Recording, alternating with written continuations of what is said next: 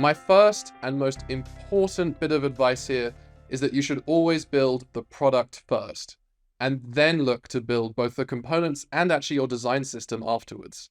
Components and systems are extracted from existing products, and building them first would mean that we would be building without any clear use cases or direction. And we really, really need that when it comes to making components. Otherwise, we could build this like super component that we use like 5% of the features of, you know?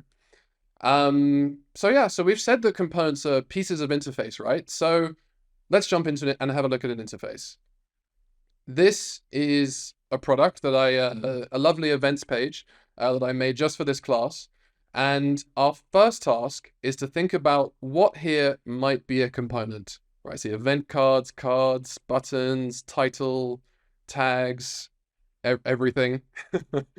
Yeah, exactly that. So let me break it down. So this is called component inventory.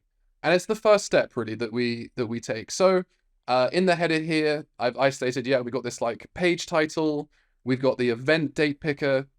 On the other side, we've got the user location and we've got the event type chips. If you've never heard the word chips before, it's I think it was coined by Google's material design. And I want to take a second to make a note here, which is that naming can be really, really hard. So my advice there would be to just try and find names that you and your company, your colleagues and everything, that they actually understand. Going down the page a bit, we've got a badge, you know, we've got a location tag, an image, but those are all sort of contained in this card, right? So if we have a little bit of a flashback to atomic design, these are maybe what they were talking about by atoms and molecules, right? But with our flattened atomic design, all of these components can actually exist on the same level. Even though the card does contain smaller components, it's still a component in its own right. And for inventory, there's actually rather a lot that you can inventory. You can do styles, interactions, flows, and more. And this is just an example of a few things that I've pulled out just to illustrate. The question is, what should we build first?